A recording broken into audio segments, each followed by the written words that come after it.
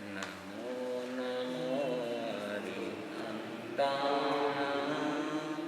नमो नमो सिद्धाय नमो नमो आयर्याय नमो नमो अजाय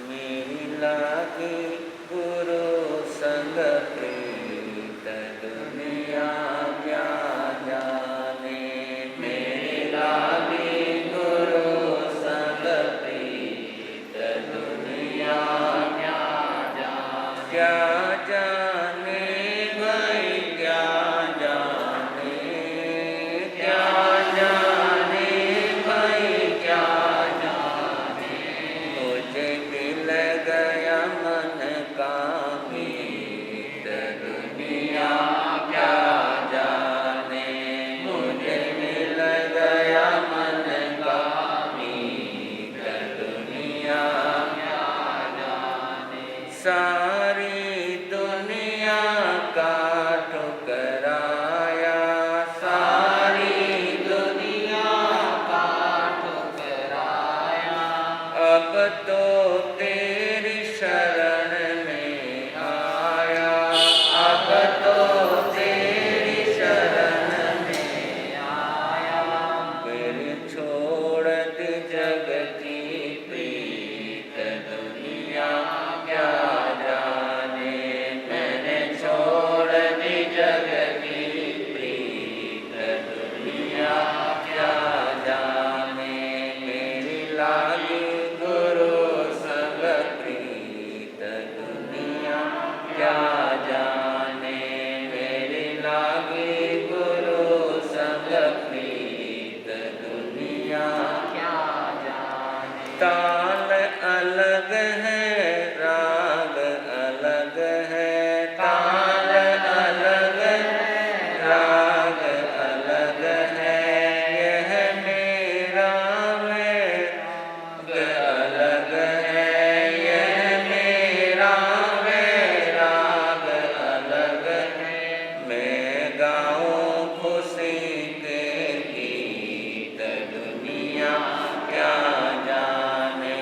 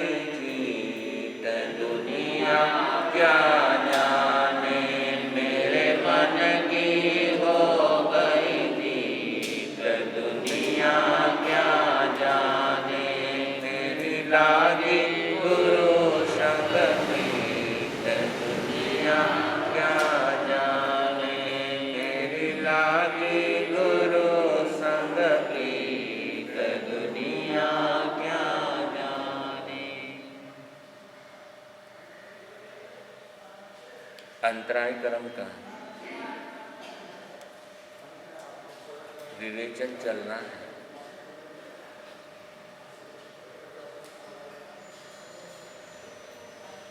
अंतराय कर्म का 5वां और आखिरी भेद है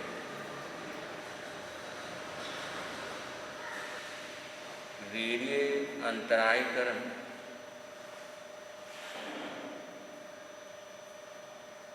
वीर्य का मतलब होता है शक्ति, सामर्थ्य, बल।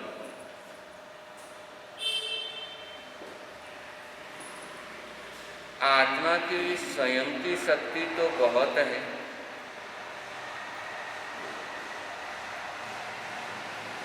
लेकिन इस शक्ति को जो दबा करके बैठा है, इस शक्ति के ऊपर जो बैठा है वो वीर्य अंतराय कर्म है।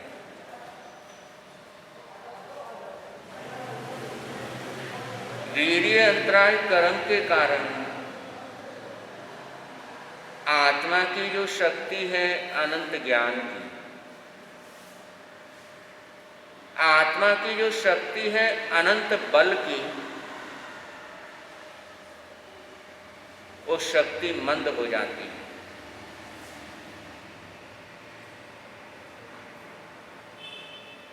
कोई जीव निर्बल होता है,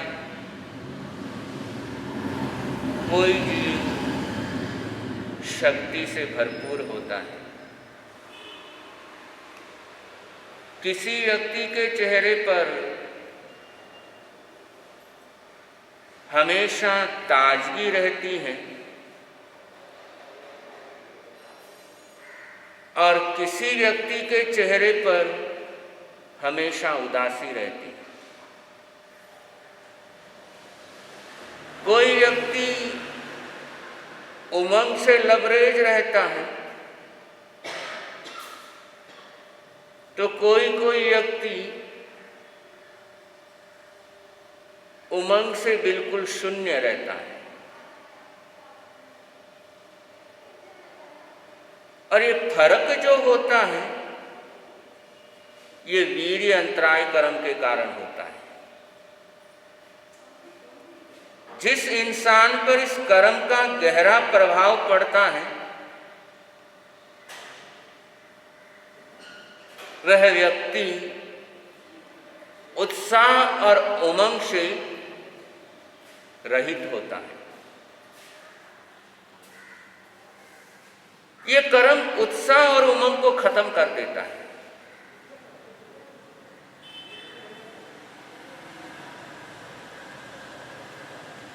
व्यक्ति पढ़ा हुआ है, अच्छी डिग्री प्राप्त की हुई है, लेकिन फिर भी कोई काम करना अच्छा नहीं लगता है। खाता है, पीता है, सो जाता है, आलसी, न दुकान पर जाता है न घर में कोई काम करता है। नौकरी भी करता है, 2-4 महीने नौकरी की और छोड़ देता है, फिर दूसरी नौकरी शुरू करता है, वहां पर भी कुछ महीने रहा, वहां पर भी छोड़ देता है। तो इसका मूल कारण वीर्य अंतराय कर्म। शरीर में कोई बीमारी नहीं है, शरीर बिल्कुल स्वस्थ है, फिर भी थोड़ा सा काम करते ही शरीर में थकान आ जाती है, थोड़े से चलते ही थक जाते हैं, बार बार आराम की इच्छा होती है। डॉक्टर से चेकअप कराया है, कोई बीमारी नहीं है, लेकिन फिर भी लगता शरीर बीमार है। ये इस कर्म के कारण कि बीमारी नहीं होते हुए भी महसूस होना में बीमार हूं। ये इस कर्म के उदय के कारण होता है। या जरा सा थोड़ा सा कुछ हो गया, जरा सा सर दर्द हो गया, पूरे घर को सिर पर उठा लेता है। जरा सा पेट में दर्द हो गया, रोने बैठ जाता है। जरा सी चोट लग गई, हाहाकार मचा देता है। ये सब इस बल वीर्य कर्म के कारण। इस कर्म का जब उदय होता है तो तपस्या करने की इच्छा नहीं होती, तपस्या करने में उल्लास नहीं जगता। धर्म करने के प्रति जो रुचि है वो रुचि को खत्म कर देता है। ज्ञान ध्यान में मन नहीं लगता, तप त्याग में उल्लास नहीं आता। मूल वजह ये कर्म। और जब इस कर्म का प्रबल उदय आ जाता है तो व्यक्ति डिप्रेशन में चला जाता है। डिप्रेशन का कोई मूल रीजन वो है बल वीर्य अंतराय कर्म। और इस कर्म का जितना प्रबल उदय होगा व्यक्ति उतना ही ज्यादा डिप्रेशन में चला जाएगा। फिर कोई बात उसे सुख नहीं दे सकती, कोई वस्तु उसे सुख नहीं दे सकती, कोई डॉक्टर की दवा काम नहीं कर सकती।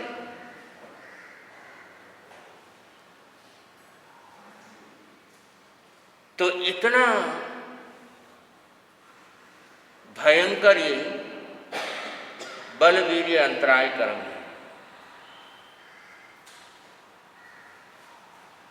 और इस कर्म का पहले चर्चा करते हैं बंधन कैसे होता है,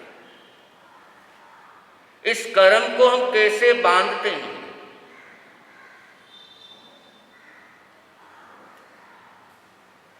कि तप की शक्ति है लेकिन फिर भी नहीं करते, सेवा करने की शक्ति है लेकिन फिर भी सेवा नहीं करते, सामायिक करने की शक्ति है लेकिन सामायिक नहीं करते। जब जब अच्छे कार्य करने में हम आलस करते हैं,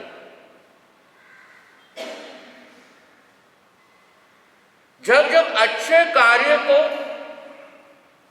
हम पोस्टपोन करते हैं, इस कर्म का बंधन करते हैं।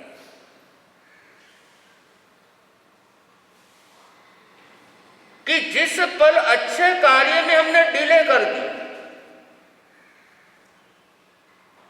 सामायिक करने का समय था लेकिन नहीं किया, स्वाध्याय करने का समय था लेकिन नहीं किया, ताकत थी, समय भी था, क्षमता भी थी, लेकिन अच्छा कार्य नहीं किया।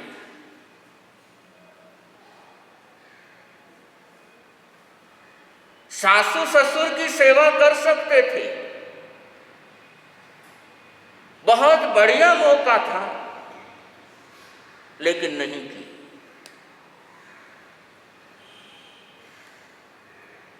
इस कर्म का बंधन कर दिया।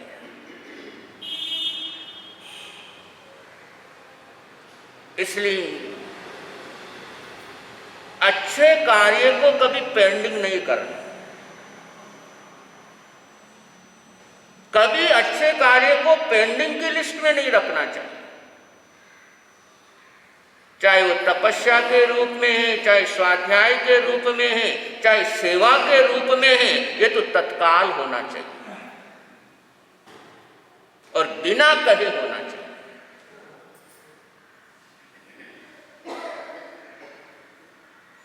और हमारी तो हालत यह है कहने के बाद भी नहीं करते। और यही कारण है इस अंतराय कर्म का उदय चलता ही रहता है। तो अच्छे कार्य में कभी डिले नहीं करना, बल्कि अर्जेंट में करना। और यदि अच्छे कार्य अर्जेंट करते हैं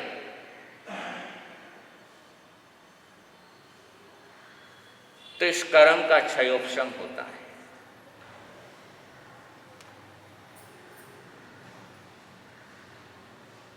और न केवल ये कर्म खत्म होता है, बल्कि जीवन भी सुख शांति पूर्वक आगे बढ़ता है। गुस्सा आया,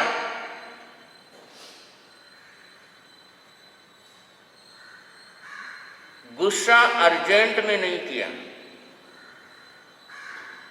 गुस्सा करने में देर कर दी तो बाद में गुस्सा कर नहीं पाओ।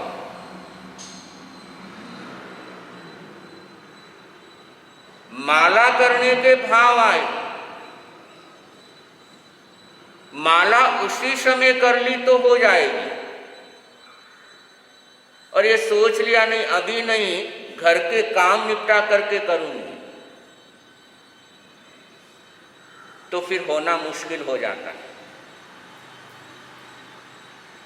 इसलिए गलत कार्य की फाइल पेंडिंग रखना,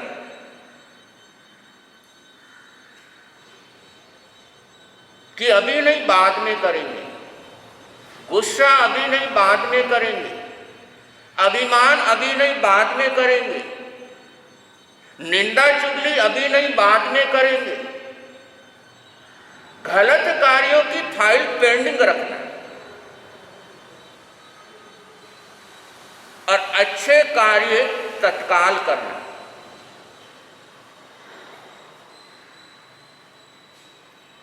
इससे इस कर्म से छुटकारा मिलता है। वरना इस कर्म का जब उदय चलता है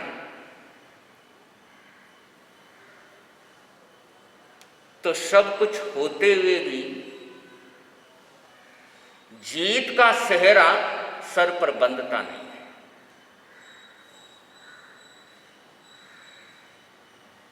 भगवती सूत्र में चर्चा चलती है, पहले भी जिक्र हुआ कि दो व्यक्ति हैं, एक समान एज है, एक समान कदकाठी है, एक समान ताकत है, और दोनों के हाथों में एक समान ही हथियार है। सब कुछ इक्वल है। परमात्मा से सवाल हुआ कि ऐसे दो व्यक्ति आपस में यदि लड़े तो जीतेगा कौन?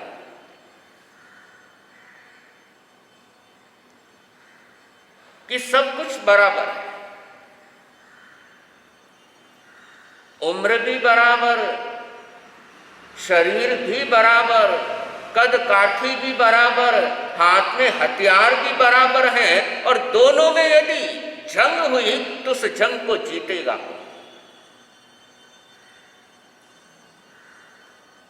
प्रभु ने कहा एक जीतेगा एक हारेगा। जिज्ञासु ने पुनः सवाल किया कि सब कुछ बराबर है तो फिर एक जीतेगा क्यों और एक हारेगा क्यों? ये फर्क क्यों? और उस समय परमात्मा ने समाधान दिया, जिसके अंदर उत्साह होगा, जिसके अंदर मनोबल मजबूत होगा, वो जीत जाएगा, और मनोबल की जिसमें कमी होगी वो हार जाएगा।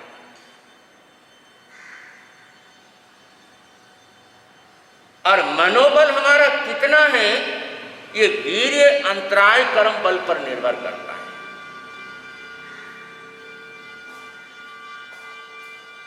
ये इस अंतराय कर्म पर निर्भर है।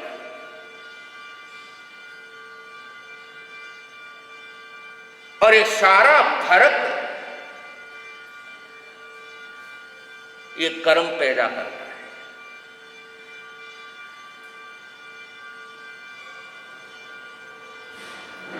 इसलिए इस कर्म से पीछा छुड़ाना हो तो अच्छे कार्यों में देर मत करो।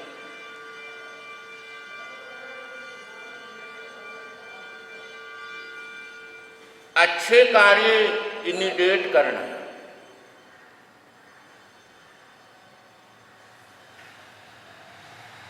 और जब उत्साह मनोबल कमजोर हो जाता है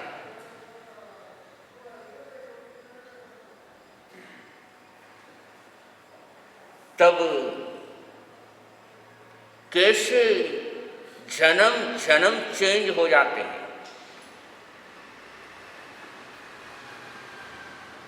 कितना इनका दूरगामी प्रभाव पड़ता है इसको समझने के लिए भगवान महावीर का पूर्व जन्म मरीचि के रूप में है। उसकी कहानी को समझें कि आदिनाथ भगवान के पास दीक्षा ली।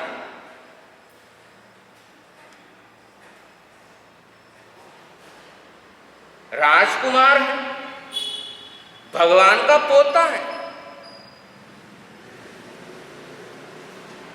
भरत का बेटा।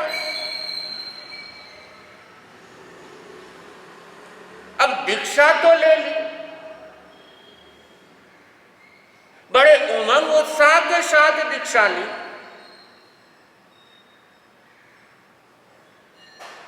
लेकिन राजकुमार सुखों में पला हुआ,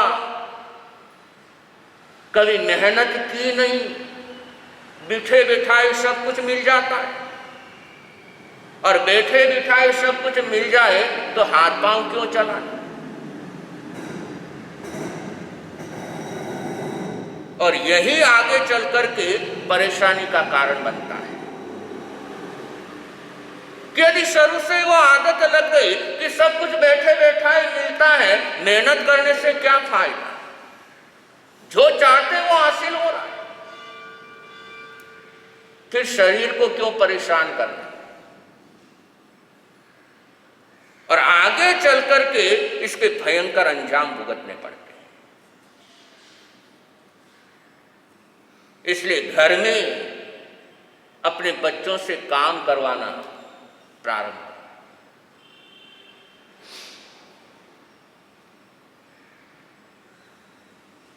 आप लोगों की एक ही सोच हो गई कि हमने मेहनत की, हमने परिश्रम किया है, हमने दिन रात एक किया है, लेकिन हम अपने बच्चों से क्यों मेहनत करवाएं, उनको आराम करने दो।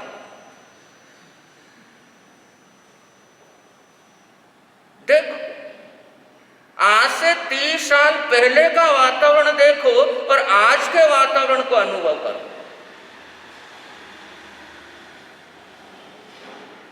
बच्चे तो पहले भी होते थे, लेकिन जितनी केयर आज के माँ बाप अपने बच्चों की करते हैं, उतनी केयर 40 साल पहले के माँ बाप अपने बच्चों की करते थे। सवाल ही नहीं।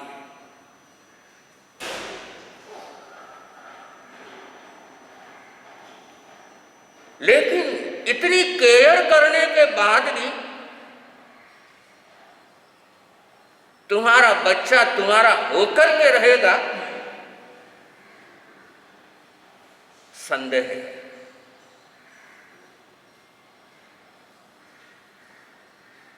मां रसोई में काम करती थी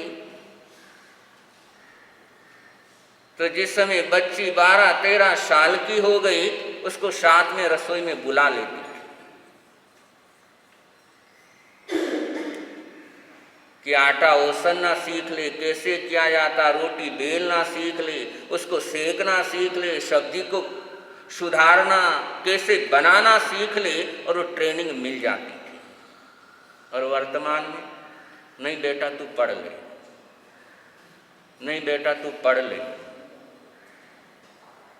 ये खाना तो आगे जाकर ही, लेकिन घर में ही नहीं किया तो आगे जाकर के क्या करें।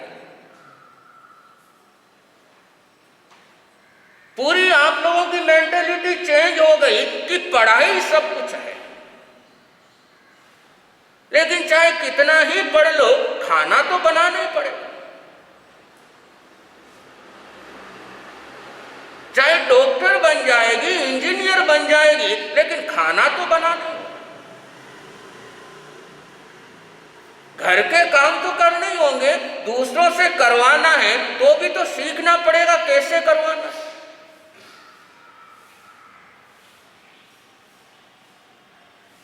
लेकिन वो शुरू से ही आराम की ऐसी आदत डाल देते हैं, ऐसी आदत डाल देते हैं कि बाद में वही परेशानी का कारण हो जाता है।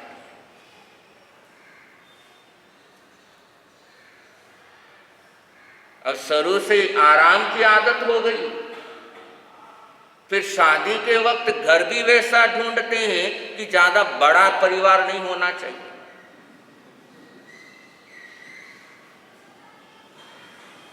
घर के अंदर ज्यादा सदस्य नहीं होना चाहिए, नहीं तो मेरी बेटी को परेशानी होगी, बेचारी किस किस का काम करेगी, दिन भर क्या रसोई में रहेगी। जबकि एक सवाल है, काम करना अच्छा है या गलत है?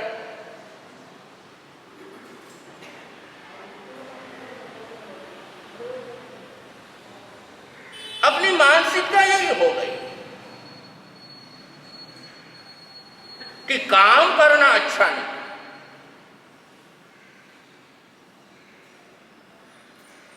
और यही कारण है, वही परिवार ढूंढते हो जहां पर आपको लगता है कि मेरी बेटी दिन भर एसी में बैठी रहे, उसे पानी का गिलास भी स्वयं नहीं भरना पड़े।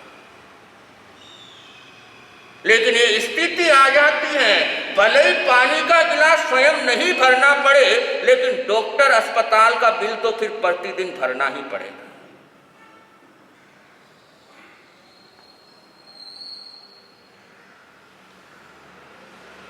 तो ये मेंटेलिटी आराम की बहुत नुकसानदायी होती है।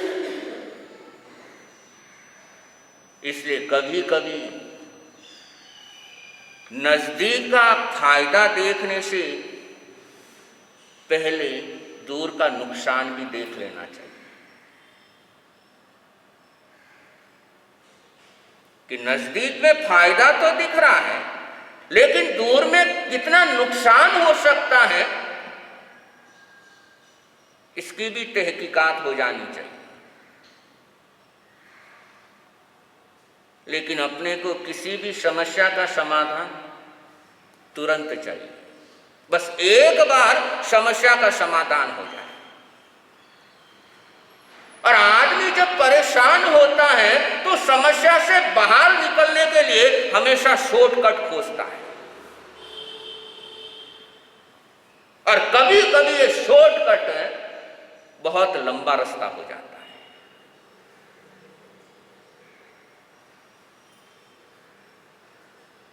शरीर में दर्द हो रहा है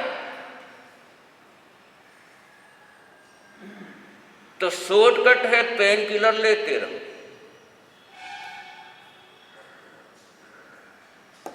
और ये पेन किलर लेते लेते शरीर का दर्द तो थोड़ी देर के लिए खत्म हो जाएगा, लेकिन बहुत सी नई बीमारियों को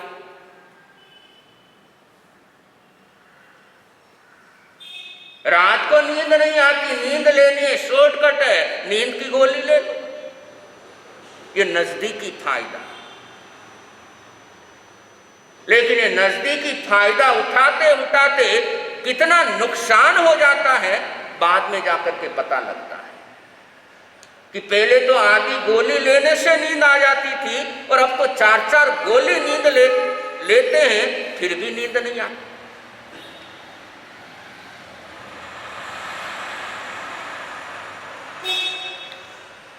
तो नजदीकी फायदा देखते हैं तो दूर का नुकसान भी देखते। और आगम की उस गाथा को हमेशा याद रखो, खणमत सुखा बहुकाल दुखा,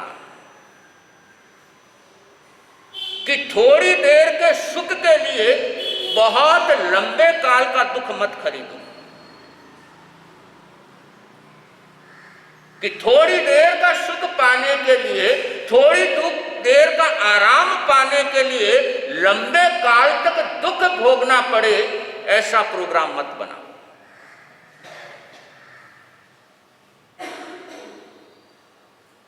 मरीचि दीक्षा ली,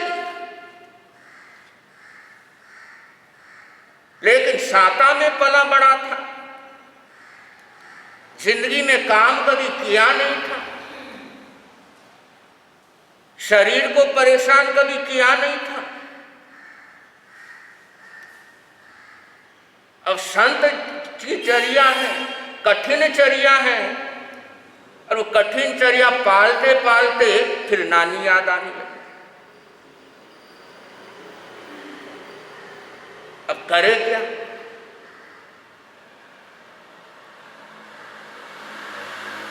दीक्षा छोड़ नहीं सकता और दीक्षा को प्रॉपर ढंग से पाल नहीं सकता। कभी कभी बड़ी विचित्र समस्याएं आ जाती कि कोई समाधान नहीं, करे तो करे क्या?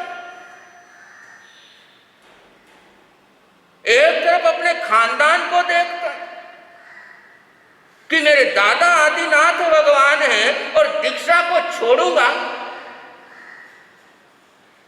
तो पूरे खानदान पर कलंक का टीका लग जाएगा। लेकिन संयम पालना होती नहीं।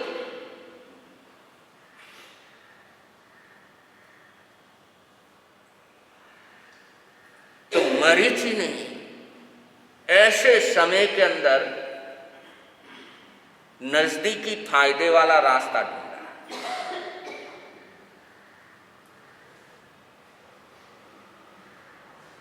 कि कम से कम इस समस्या से तो मुक्ति मिले। तो क्या करना?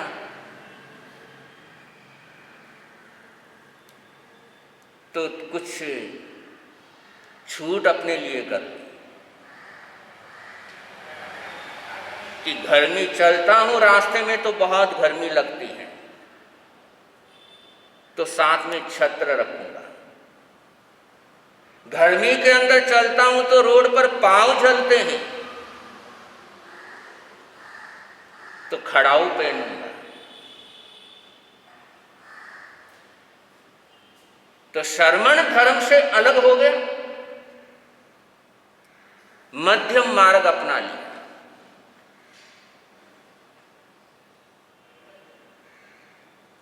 महाव्रतों को छोड़ दिया, लेकिन मरीचि के जीवन की खासियत है भगवान को नहीं छोड़ा।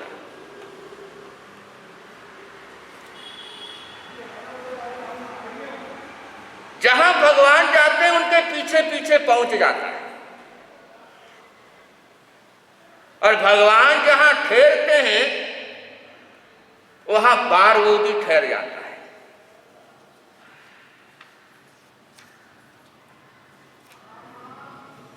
समय गुजरता गया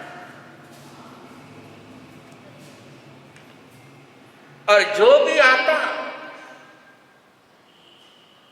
परिवारजक था, मरीचि के पास आते लोग कुछ पाने के लिए, तो मरीचि सीधा उनको भगवान के पास भेज देता कि धर्म मेरे पास नहीं है, धर्म भगवान के पास है, इसलिए तुम भगवान आदिनाथ के चरणों में जाओ।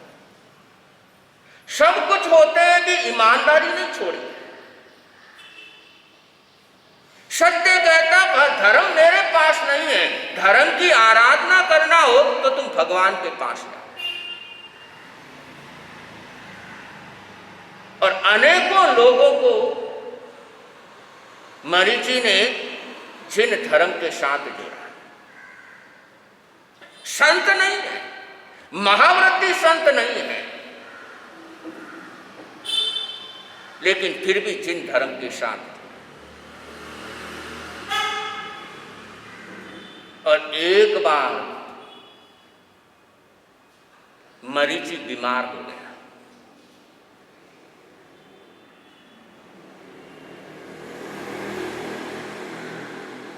शरीर तपने लगा और शरीर तपने के साथ साथ मन भी तपने लगा, क्योंकि कोई देख रेख करने वाला नहीं, कोई सेवा करने वाला नहीं। और मन तपा तो एक गलत विचार आया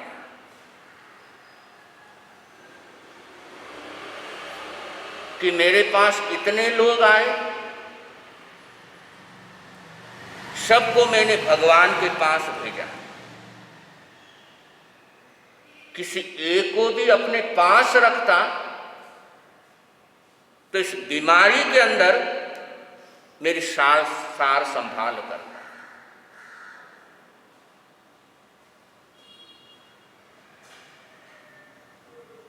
एक गलत विचार।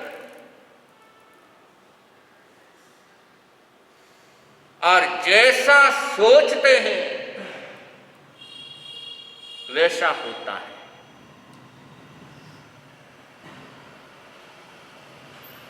हमारी कोई भी इच्छा कभी अधूरी नहीं रहती। हर इच्छा पूरी होती है। हो सकता है उसके अंदर समय लगे, हो सकता है वो इच्छा इस जन्म में पूरी ना हो, लेकिन किसी ना किसी जन्म में वो इच्छा पूरी होती ही होती है। इसलिए ऐसी कोई इच्छा नहीं जो पूरी नहीं होती।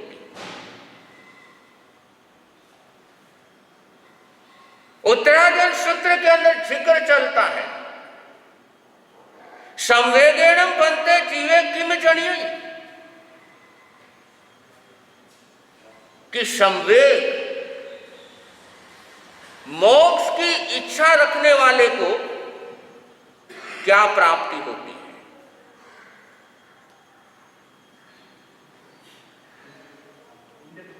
जिसके दिल के अंदर मोक्ष की ख्वाहिश जन्मी, मोक्ष पाने की इच्छा जन्मी, उसे क्या प्राप्त होता है। और भगवान कहते हैं कि ज्यादा से ज्यादा 3 भव में उसकी इच्छा पूरी हो जाती है।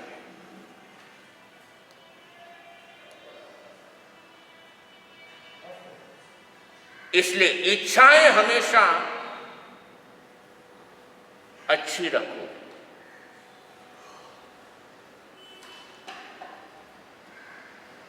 पुण्यशाली की इच्छाएं बहुत जल्दी पूरी होती है, और पुण्य में यदि कुछ कमी हो तो इच्छा होने में समय लग सकता है, लेकिन इच्छाएं कभी अधूरी रहती नहीं है।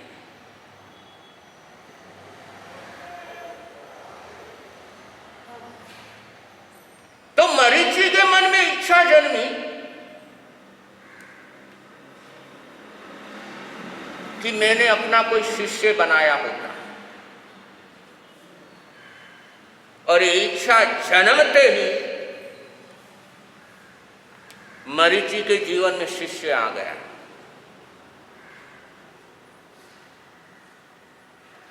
एक व्यक्ति पहुंचा मरीचि के पास और कहा मुझे धर्म का दान दो। मरीचि ने कहा मेरे पास धर्म नहीं है,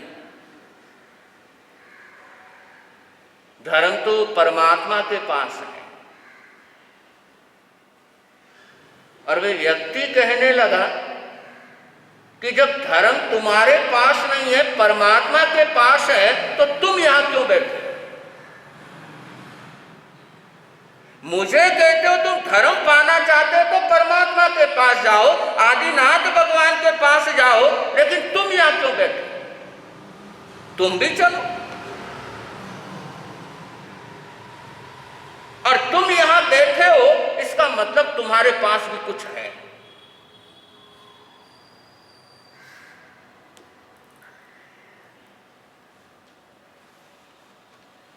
इसलिए मैं उधर नहीं जा रहा, तुम चलो तो मैं आदिनाथ भगवान के पास जाता हूं, वरना मैं यहीं रहूंगा।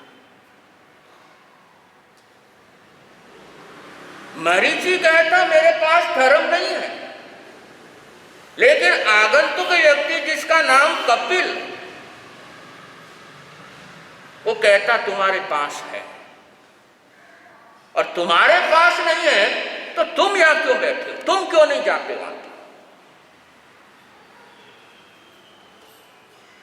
बंधु,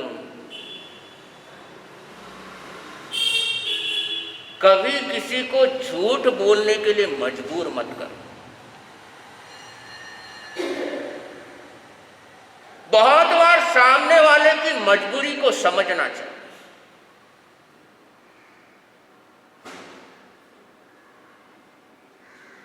हम समझ नहीं पाते हैं और इतना प्रेशर डाल देते हैं कि सामने वाला न चाहते हुए भी झूठ बोलने के लिए मजबूर हो जाता है। इसलिए किसी को मजबूर करने की अपेक्षा उसकी मजबूरी को समझना चाहिए।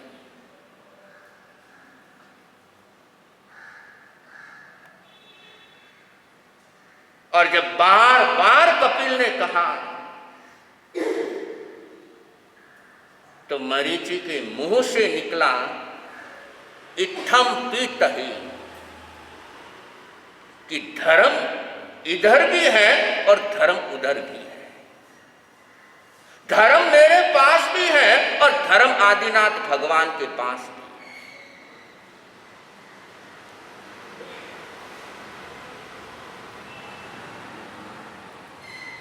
और कहते हैं ज्ञानी जन,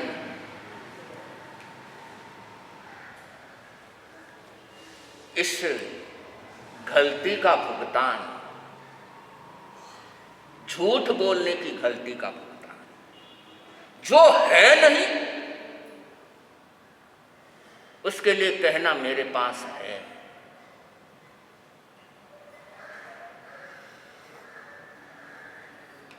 उस गलती का भुगतान मरीचि को 13 जन्मों तक करना पड़ा।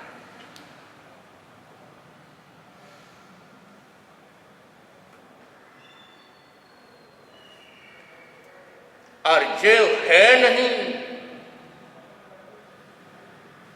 उसे समझते हैं है, और जो नहीं है उसका अस्तित्व स्वीकार करते हैं, तो स्थिति मिथ्यात्व की होती है। कि जीव को अजीव समझे तो मिथ्यात्व है, अजीव को जीव समझे तो मिथ्यात्व। धर्म को अधर्म कहे तो मिथ्यात्व है, अधर्म को धर्म कहे तो मिथ्यात्व।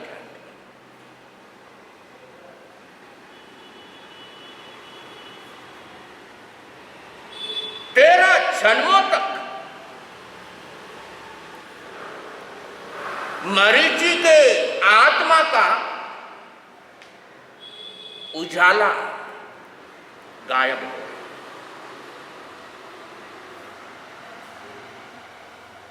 इसलिए जिंदगी में कभी ऐसे ख्वाब देखो मत जो हमारे आंखों की रोशनी छीन।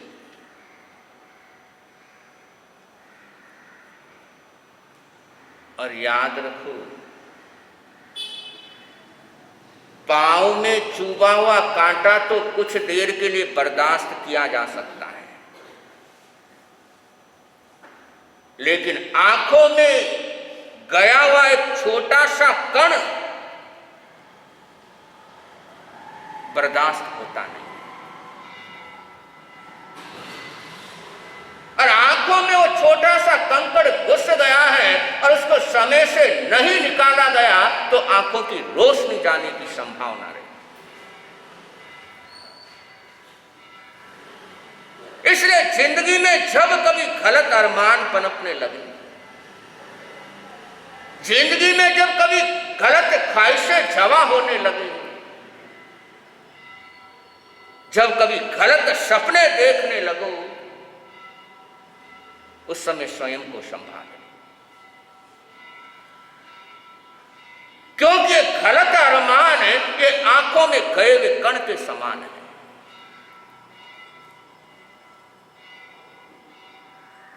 जो जीवन के सारे प्रकाश को क्षण भर के अंदर अंधेरे में बदल देता है।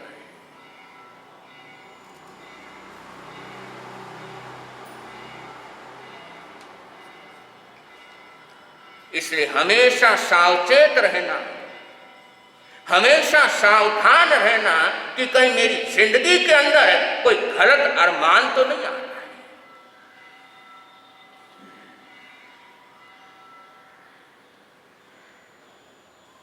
कोई ऐसी गलत इच्छा तो नहीं हो रही। और जब ऐसा महसूस हो तो उस पल उसे ऐसे ही निकाल बाहर फेंको जैसे आंख में से गया हुआ तिनका बाहर निकालते हैं।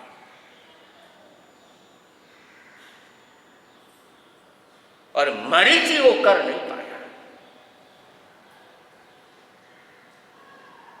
परिणाम स्वरूप तीर्थंकर के पास में रहता है, तीर्थंकर के पीछे पीछे चलता है और तीर्थंकर के पीछे पीछे चलकर भी तीर्थंकर बनने का रास्ता उसको छोड़ दिया।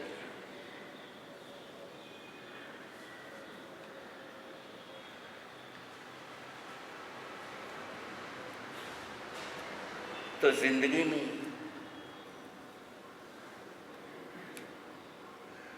उत्साह जब खत्म होता है, उमंग जब खत्म होती है, उल्लास जब खत्म होता है,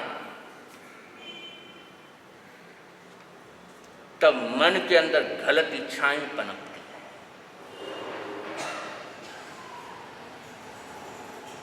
इसलिए अच्छे मार्ग पर आगे बढ़ते हुए, अच्छे रास्ते पर आगे बढ़ते हुए अपने उत्साह को कभी खत्म नहीं होने देना चाहिए।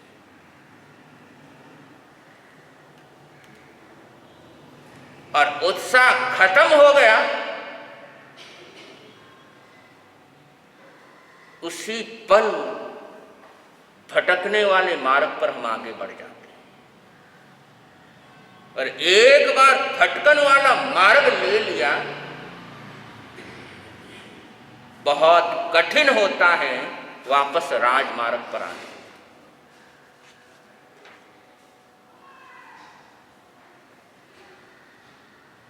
कुछ सालों पहले पंजाब में विचरण हो रहा था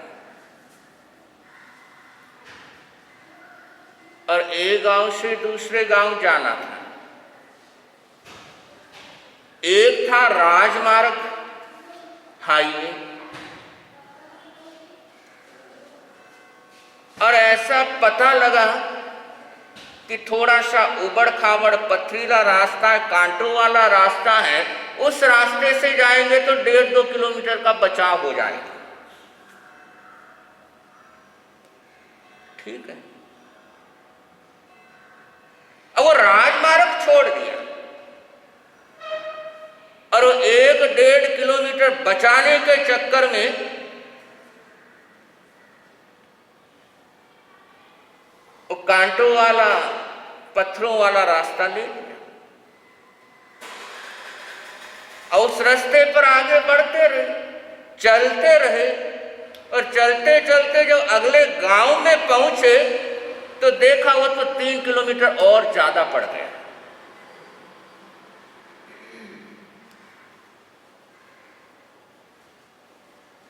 अब चलते समय पता लग रहा है रास्ता लंबा आ रहा है, लेकिन कोई ऑप्शन नहीं वापस राजमार्ग पर जाने का। जान रहे हैं कि रास्ता लंबा हो रहा है, लेकिन चेंज करने का कोई ऑप्शन नहीं।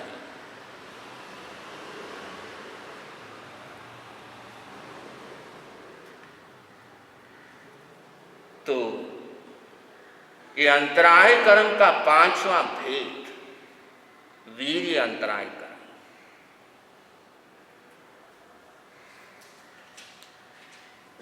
और इसको खत्म करने का बहुत सिंपल तरीका, अच्छे कार्य में देर नहीं करना।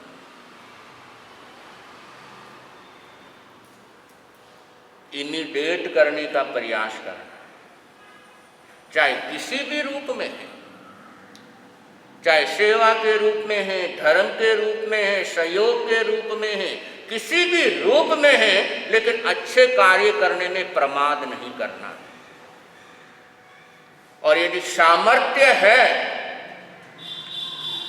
और सामर्थ्य होते हुए भी अच्छे कार्य करने में देर करते हैं तो इस कर्म का बंधन होता है।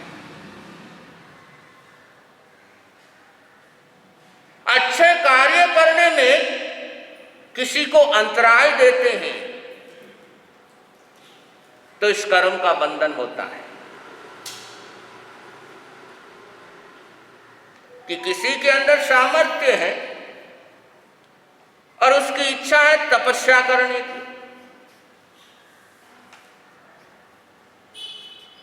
लेकिन हमने रोक दिया तो इस कर्म का बंधन हो गया।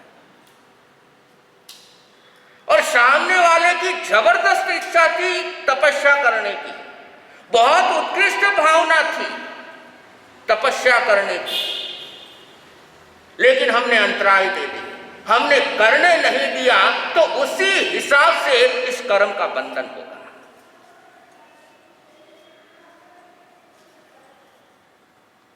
जब जब अच्छे कार्यों में हम विघ्न बनते हैं, जब जब अच्छे कार्यों में हम रोड़ा अटकाते हैं, तब तब इस कर्म का बंधन होता है।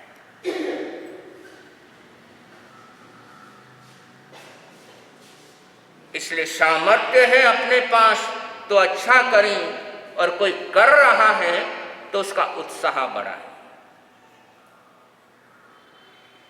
इससे इस कर्म से हमें छुट्टी मिलती है।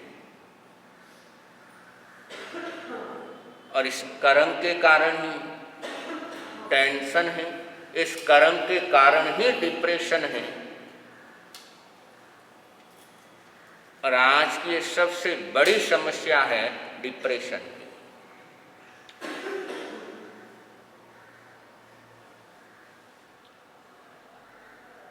और इस समस्या से मुक्त होना है, और चाहते हैं भविष्य में ये समस्या अपनी लाइफ में ना आए, तो किसी को अच्छे कार्य में बाधा मत पहुंचाओ। इसी से ही जीवन में आनंद मंगल का वातावरण बनता है कि अच्छा कार्य तुरंत करना और गलत कार्य करने की इच्छा जन्मे तो अपने आप को कंट्रोल करना।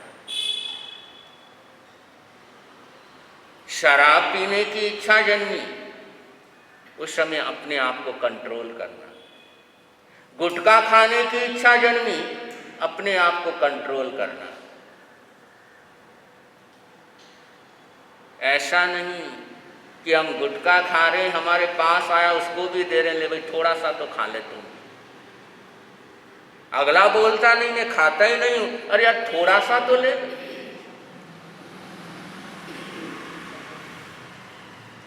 और वो थोड़ा करते करते स्वयं तो खाता ही था, दूसरों को भी अपनी बिरादरी में शामिल कर लेता है।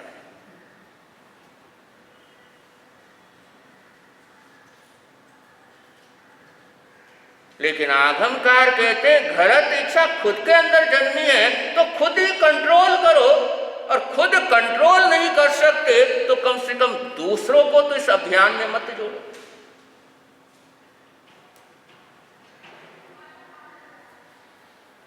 लेकिन हम पाप के कार्यों में, इन गलत कामों में दूसरों को जोड़ने का प्रयास करते हैं, और धर्म के कार्यों में प्रयास करते भी हैं और नहीं भी करते हैं। लेकिन अच्छे कार्यों में दूसरों को जोड़ने का प्रयास करते हैं तो मुश्किल से जुड़ते हैं, और गलत कार्य में दूसरों को जोड़ने का प्रयास करते हैं तो बहुत जल्दी सफलता मिल जाती है, क्योंकि अनादिकाल के संस्कार हैं। गलत कार्यों की फाइल जो हमारे संस्कारों के अंदर है वो तुरंत ओपन हो जाती है, और अच्छे कार्यों की जो फाइल है वो हैंग हो जाती है, खुलती नहीं।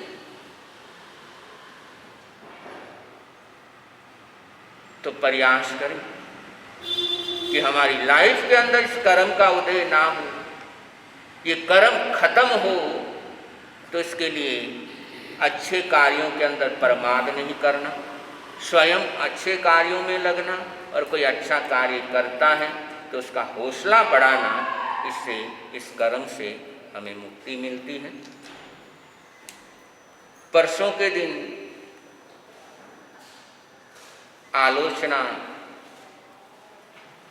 का सामूहिक आयोजन है, और प्रयास करना है परिवार सहित उपस्थित होने का, कि अनादिकाल की इस यात्रा में ये जीवात्मा लोक का कोई भी ऐसा स्थान नहीं जहां पर जन्म मरण ना किया, और इस जन्म मरण की श्रृंखला में न जाने कितनी बार पापों का सेवन हुआ है, न जाने कितनी बार अपराध किए हैं, लेकिन समझ या समय न होने के कारण उनकी आलोचना नहीं हो पाई। तो मौका है उन सब पापों की आलोचना करने का। तो गुरुवार का दिन, परसों के दिन वो आयोजन यहाँ पर है। स्वयं जुड़े और परिवार को भी जोड़ने का सबने प्रयास करना है। इन्हीं मंगल कामनाओं के साथ आज के पचखान एकासना व्यासना, जिन भी भाग्यशालियों के एकासन व्यासन है, एकासने व्यासने का पचखान मनसा क्या आइमिलम पचकामी हरियन सिद्ध गुरुदेव की साक्षी से मनसा वैसा कैसा 10 बनते परिक्रमा में निंदा में गरिया में त्यागो। उपवास हो चौतम भत्तम पचकामी तिविहम पियारमाशनम खाइमम साइमम अनठणम भोगेन महत्रागारेण शव समय वत्यागारेण त्यागो। श्री चतारी मंगलम अर्हंता मंगलम सिद्धा मंगलम साहू मंगलम केवली पणतो धम्मो मंगलम। चतारी लोगुतमा अर्हंता लोगुतमा सिद्धा लोगुतमा साहू लोगुतमो केवली पणतो धम्मो लोगुतमो। चतारी शरणम पवज्जामि अर्हंते शरणम पवज्जामि सिद्धे शरणम पवज्जामि साहू शरणम पवज्जामि केवली पणतम धम्मम शरणम पवज्जामि। 4 शरण मंगल करण आनंद ही आनंद। संघ की तरफ से